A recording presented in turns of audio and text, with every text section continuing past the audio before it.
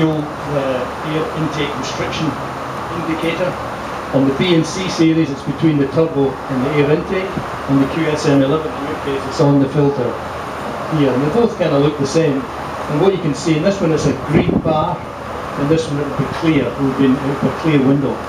So as the filter chokes up, and if the air gets harder to be sucked in, then this will pull down a red sleeve, and this will pull down a red sleeve.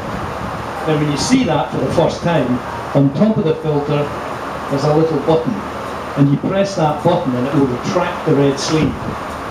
But it's a warning, it's telling you you need to service this soon. And if it happens quite early on in life, you might want just to run it again for another 20-30 hours and inspect it again. And if it's back down again, then for sure you need to get it changed. What we find is sometimes in the way the boat operates, you can actually create like a shuttle of air across the turbo, and it'll pull that down, purely a one-time deal, and it's nothing to do with the filter. So that, release the button, make sure it does go back, run it for 20, 30, 50 hours, check it again. If it's clear, you're fine. If it's not, you need to clean the filter.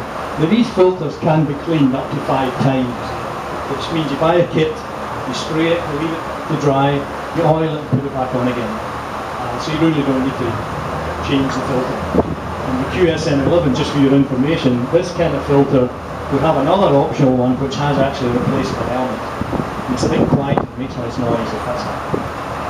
The same principle applies. Would it surprise you to know that only $1,400 No, it wouldn't, because think about it, I mean, an engine room's clean. There's really not to be. In fact, the first 50 hours of running, what you're doing, you're vacuuming the engine room. You know, the engine's sucking all the, so you're cleaning up all the debris from the air conditioning and the fiberglassing and all the drilling and stuff that went on while the boat was being made.